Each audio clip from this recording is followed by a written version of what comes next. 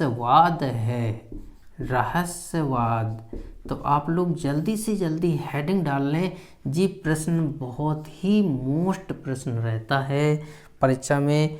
तो चलिए देखते हैं रहस्यवाद।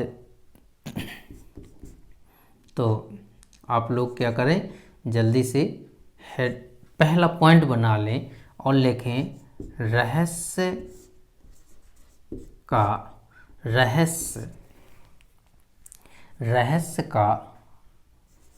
शाब्दिक रहस्य का शाब्दिक अर्थ है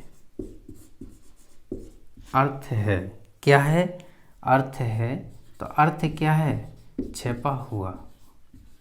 रहस्य का शाब्दिक अर्थ हुआ है छिपा हुआ दोस्तों। तो ध्यान देना, रहस्य का शाब्दिक अर्थ है छिपा हुआ। अब इसमें क्या जुड़ा हुआ है, वाद जुड़ा हुआ है। तो हम दूसरे टॉपिक में लिखेंगे या फिर इसी में लिख दें अर्थात।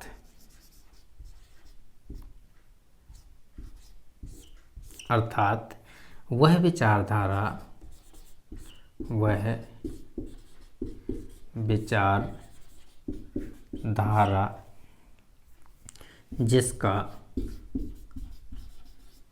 जिसका स्वरूप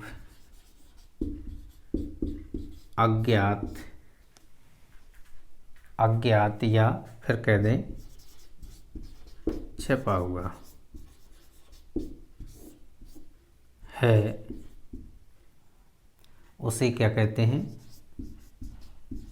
उसे रहस्यवाद कहते हैं, रहस्यवाद कहते हैं। फिर इसके बाद लिखेंगे संसार का सबसे बड़ा रहस्यवादी कौन है। संसार का सबसे बड़ा रहस्यवादी कौन है, तो आप लोग नाम लिखेंगे, किसका नाम लिखेंगे, ईश्वर। बताएंगे कि ये संसार का सबसे बड़ा रहस्यवादी है। संसार का सबसे बड़ा रहस्यवादी कौन सा है, तो आपको बताना है संसार का सबसे बड़ा रहस्यवादी जो है वह ईश्वर है। और रहस्य का शाब्दिक अर्थ है या रहस्यवाद का शाब्दिक अर्थ क्या है, छिपा हुआ। तो कहेंगे वह विचारधारा जिसका स्वरूप क्या है, अज्ञात है या छिपा हुआ है, उसे क्या कहते हैं, रहस्यवाद कहते हैं।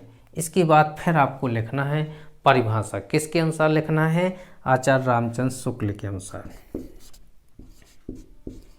रामचंद्र शुक्ल के अनुसार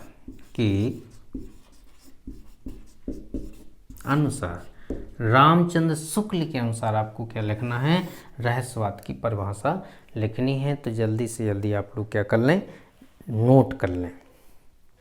क्या परिभाषा दी है, तो जयशंकर प्रसाद ने कहा है, रामचंद्र शुक्ल ने कहा है, आचार्य रामचंद्र शुक्ल ने कहा है, किसके बारे में कहा है, रहस्यवाद के बारे में क्या कहा है, चलिए देखते हैं। तो इन्होंने जो कहा है कि चिंतन के क्षेत्र में जो अद्वैतवाद है, चिंतन के क्षेत्र में जो अद्वैतवाद है, भावना के क्षेत्र में वही रहस्यवाद है। ये किसने परिभाषा दी है, आचार्य रामचंद्र शुक्ल ने दी। अद्वैतवाद का मतलब होता है दोस्तों जो दूसरा ना हो।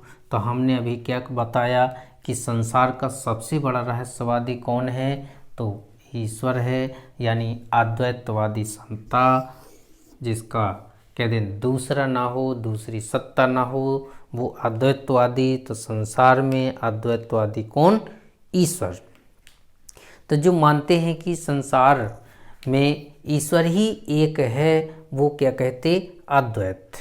तो यहाँ पर उन्होंने परिभाषा में दिया है कि चिंतन के क्षेत्र में जो अद्वैतवाद है, मतलब जो चिंतन करते हैं, सोचते हैं, तो कह देते हैं कि ईश्वर अद्वैतवादी है। तो फिर भावनाओं के क्षेत्र में वही क्या कहलाएगा दोस्तों, रहस्यवाद कहलाएगा। जी आप लोग जल्दी से जल्दी परिभाषा नोट कर लें। और इसके बाद फिर एक परिभाषा और लिखनी है, तो आप लोग क्या करें, हेडिंग डाल लें। और दूसरी जो परिभाषा दी गई है रहस्यवाद की, वह है मुकुटधर पांडे के अनुसार। किसके अनुसार दी गई है, मुकुटधर पांडे के अनुसार परिभाषा दी गई है। तो आप लोग भी डाल लें। दूसरी जो परिभाषा है वह है मुकुटधर पांडे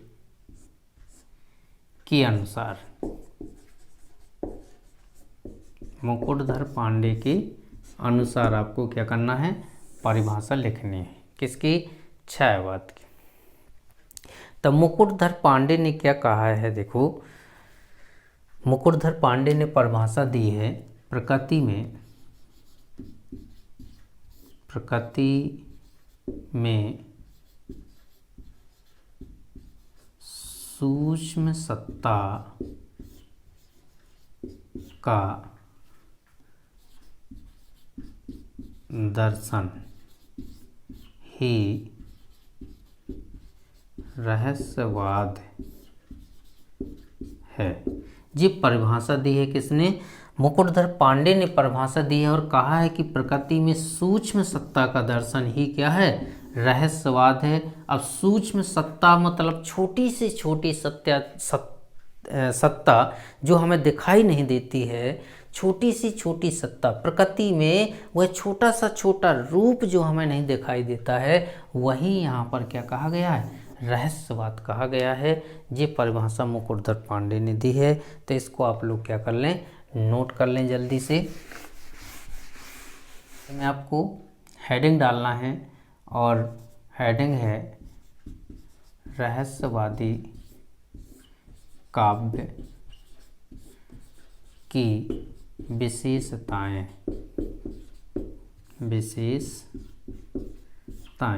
जी आपकी क्या है, हेडिंग है। और इसके बाद हमें लिखना है कि रहस्यवादी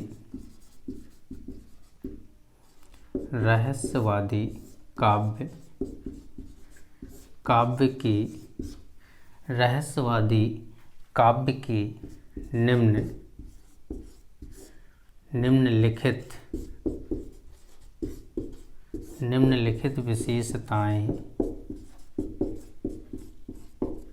निम्नलिखित विशेषताएं हैं। अब आपको क्या करना है, हेडिंग डालना है। तो आप लोग भी जल्दी से जल्दी नोट कर लें, हेडिंग डाल लें, रहस्यवादी काव्य की विशेषताएं। और रहस्यवादी काव्य की निम्नलिखित विशेषताएं हैं। नंबर 1 हेडिंग डालना है दोस्तों, और वह हेडिंग है अज्ञात सत्ता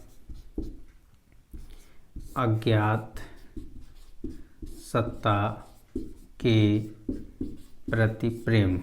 आपने अभी छायावाद में डाली थी ये हेडिंग, वही सेम हेडिंग आपको यहाँ डालना है। इसके बाद आपको लिखना है दूसरी, अलौकिक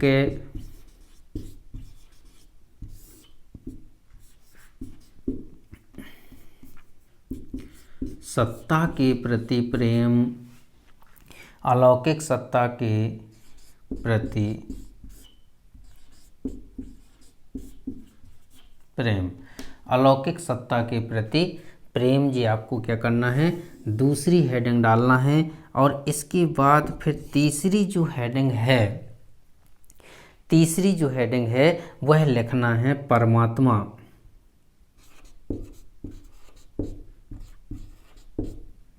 परमात्मा से विरह मिलन का भाव। परमात्मा से विरह मिलन का भाव मतलब परमात्मा से बिछोड़ने और मिलने का भाव। तो ये आपकी क्या है, तीसरी हेडिंग है। इसके बाद चौथी हेडिंग आपको डालना है जिज्ञासा की भावना। जिज्ञासा की भावना, जी आपकी चौथी हेडिंग है। और इसके बाद जो पांचवी हेडिंग है, तो पांचवी में आपको लिखना है प्रतीकों का प्रयोग। प्रतीकों का प्रयोग। तो ये आपकी 5 हेडिंगें कंप्लीट हो गई दोस्तों। अब इनका आपको डिटेल करना है, तो मैं आपको बता रहा हूँ कैसे करना है। अज्ञात सत्ता के प्रति प्रेम किस युग की विशेषता है? रहस्यवादी काव्य की। तो अब आपको लिखना है कि रहस्यवादी कवियों ने अज्ञात सत्ता के प्रति प्रेम का भाव व्यक्त किया है। इसके बाद दूसरी जो हेडिंग है अलौकिक सत्ता के प्रति प्रेम, तो लिखना है रहस्यवादी कवियों ने अपनी कविताओं में अलौकिक सत्ता के प्रति प्रेम का भाव व्यक्त किया है। इसके बाद देखते हैं तीसरी, परमात्मा से विरह मिलन का भाव। तो देखिए किस युग की परिभाषा है? रहस्यवाद की है। अब यहाँ परमात्मा से विरह और मिलन, तो यहाँ पर दोस्तों एक आत्मा है। क्या है? आत्मा। आत्मा को छायावादी या रहस्यवादी कवियों ने क्या माना है? प्रेयसी माना है। प्रेयसी माना है, मतलब हम कह दें प्रेयसी। किसकी प्रेयसी है? परमात्मा की। परमात्मा की प्रेयसी कौन? आत्मा। तो ये आत्मा और परमात्मा की विरह मिलन का भाव है दोस्तों। तो यहाँ पर रहस्यवादी कवियों ने कहा है कि जो परमात्मा की प्रेयसी आत्मा है वह उससे मिलती और बिछुड़ती है। इसके बाद जिज्ञासा की भावना। तो जिज्ञासा कौन सी भावना होती है दोस्तों? जानने की इच्छा कहलाती है जिज्ञासा। तो रहस्यवादी कवियों ने प्रकृति की छोटी सी छोटी चीज़ों को या छिपी हुई चीज़ों को जानने और उन्हें उजागर करने का प्रयास किया था। प्रतीकों का प्रयोग, तो रहस्यवादी कवियों ने नए नए प्रतीकों का भी प्रयोग किया है। इसके बाद फिर अगला प्रश्न देखते हैं। वह अगला प्रश्न बहुत मोस्ट प्रश्न है।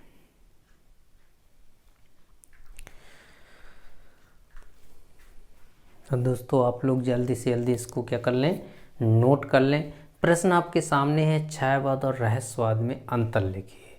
तो छायावाद और रहस्यवाद में निम्नलिखित अंतर है। अब देखिए क्या अंतर है। छायावाद, छायावाद में कल्पना की प्रधानता होती है दोस्तों। किसकी प्रधानता होती है? कल्पना की प्रधानता। किसमें? छायावाद में। और रहस्यवाद में दोस्तों चिंतन की प्रधानता होती है। किसकी? चिंतन में। तो पहला अंतर हुआ आपका कि छायावाद में कल्पना की प्रधानता होती है और रहस्यवाद में चिंतन की प्रधानता होती है। इसके बाद दूसरा जो पॉइंट है, छायावाद की जो सत्ता है दोस्तों ज्ञात है। छायावाद की सत्ता कैसी है? ज्ञात है। तो रहस्यवाद की सत्ता कैसी हो जाएगी? अज्ञात हो जाएगी। इसके बाद तीसरा अंतर है, छायावाद की जो सत्ता है वो लौकिक सत्ता है दोस्तों। कौन सी? लौकिक। छायावाद की सत्ता लौकिक है, तो रहस्यवाद की सत्ता कैसी हो जाएगी? अलौकिक हो जाएगी। इसके बाद छायावाद में भावना की प्रधानता होती है दोस्तों। किसमें? भावना की। तो फिर रहस्यवाद में बुद्धि तत्व की प्रधानता हो जाएगी। जी अंतर आपको बनाना है। तो बहुत ही सरल है, इजी अंतर है दोस्तों। इसकी देखिए, इसमें कल्पना की प्रधानता, उसमें चिंतन की। इसकी सत्ता ज्ञात है, उसकी सत्ता अज्ञात है। और इसकी सत्ता लौकिक है, उसकी अलौकिक है। इसमें भावना की प्रधानता है और उसमें बुद्धि तत्व की प्रधानता है। इसके बाद लास्ट पॉइंट एक और बनाना है दोस्तों, मोस्ट है। और वह मोस्ट पॉइंट क्या है? उत्तर छायावादी काव्य धारा की तरह। उत्तर बहुत ही मोस्ट प्रश्न है दोस्तों, ध्यान दें। क्या कह रहा है कि उत्तर छायावादी काव्य धारा की तरह तो हमने छायावादी काव्यधारा की तरह तो पढ़े थे, लेकिन उत्तर छायावादी काव्यधारा की तरह ही नहीं पढ़े हैं। तो हम इसमें जो नाम लिखना है हमें, इसमें तो एक नाम लिखना है, बोले बच्चन का नाम आता है दोस्तों। किसका नाम आता है? बच्चन का। इसके बाद अंचल का नाम आता है। किसका आता है? अंचल का नाम आता है। और एक जो आता है सुमन का नाम आता है, सुमन। तो ये देखिए 3 हो गए। उत्तर छायावादी काव्यधारा की तरह ही बच्चन और अंचल और सुमन। तो बच्चन का पूरा नाम हरिवंश राय बच्चन है। क्या नाम है? हरिवंश राय बच्चन है। और उसके बाद जो सुमन है, तो सुमन को भी सब लोग जानते होंगे, शिव मंगल सिंह सुमन है। और इसके बाद जो अंचल है, इसको और देख लें, रामेश्वर शुक्ल अंचल का नाम आता है। रामेश्वर शुक्ल अंचल का नाम आता है। तो देखिए बच्चन में लिखना है आपको हरिवंश राय बच्चन, ठीक है। अंचल में आपको लिखना है रामेश्वर शुक्ल अंचल का नाम लिखना है, ठीक है। और सुमन में जो नाम लिखना है वो लिखना है आपको शिव मंगल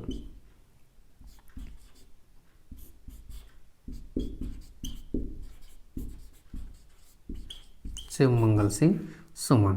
तो ये आपके 3 हो गए दोस्तों। क्या हो गए? 3 हो गए। यानी उत्तर का छायावादी काव्यधारा के ये क्या हैं? त्रयी कहलाते हैं। तो ये आपका कह दें रहस्यवाद पूरा होता है। और इसके बाद दोस्तों आपके अगली वीडियो में अगली प्रश्न लेकर मैं ज़रूर आऊँगा। तो आप तब तक का इंतज़ार करें। और यदि मेरे वीडियो अच्छे लगें तो दोस्तों लाइक और शेयर ज़रूर करते जाएं। और एक निवेदन मेरा आप लोगों से ये है कि ये सारे के सारे प्रश्न आप लोग कॉपी में ज़रूर नोट करें दोस्तों। चलिए चलते हैं।